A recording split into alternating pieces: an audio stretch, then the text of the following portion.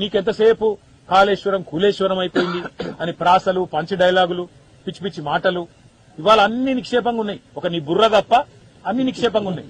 Kaleshwaram system లో రిజర్వాయర్లు మంచిగానే ఉన్నాయి. కాళేశ్వరం సిస్టమ్ లో బరాజులు మంచిగానే ఉన్నాయి.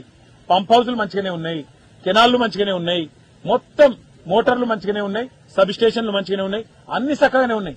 ఒక నీకు బుర్రనే చక్కగా పనిచేస్తలేదు. అనవసరంగా బేసిజానికి పోయి పంపులు చాలు చేస్తే ఇన్ని రోజులు అన్ని మంచిగానే ఉన్నా వీడు అబద్దాలు చెప్పిండని ప్రజలు గుర్తుపడతారని చెప్పి నీ భయం. అది కూడా నీకు చెప్తున్నాం మేము. నువ్వు ఒకవేళ పంపులు చాలు చేసి రైతులకు నీళ్లు ఇస్తే నీ దొంగతనం నీ అబద్దం కూడా మేము మాట్లాడము ఈ కాడి నుంచి.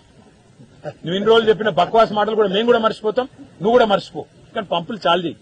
చాలు చేసి ఈ కరీంనగర్ గాని నిజామాబాద్ గాని నల్లగొండ గాని వరంగల్ గాని ఉమ్మడి జిల్లాలు వాటి మీద ఆధారపడ్డ లక్షలాది ఎకరాల పంట లక్షలాది గొంతులు ఎండిపోయే పరిస్థితి, కరెంటు ఉత్పత్తికి ప్రమాదం వచ్చే పరిస్థితి, వీటిని ప్రభుత్వాధినేతగా రాష్ట్ర ముఖ్యమంత్రిగా నివారణ చేయగలిగేది. ఎందుకంటే మీరు ఒక్క ఇషారా ఇవాళ కేసీఆర్ గారు మాకిస్తే మేము పంపులు చాలు చేయడానికి మేము రెడీగా ఉన్నాం.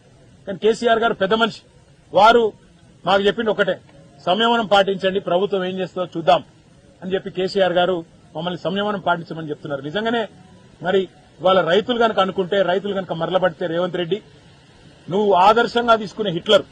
నేను అడిగిన ఒక పెద్ద మనిషిని, ఈ రక్తంలో లేదని అడిగిన నేను, ఈ రక్తం జల్లుమంటాడు ఏంది ఈయనకేమైనా పిచ్చా అంటే ఒక పెద్ద మనిషి చెప్పిండు, సార్ ఇదివరకు హిట్లర్ అంటూ ఒకడు ఉండే, వాడు కూడా గిట్లే చేసిండు, ఆయనకు ఆదర్శం అంటాడు హిట్లరు. కాబట్టి ఆ లక్షణాలు అన్ని వచ్చినట్టున్నాయి ఈయనకు, హిట్లర్ లక్షణాలు కొన్ని, తుగ్లక్ లక్షణాలు కొన్ని, అందుకే అందులోకెళ్లే ఇలాంటి అడ్డమైన మాటలు మాట్లాడుతుండు అని.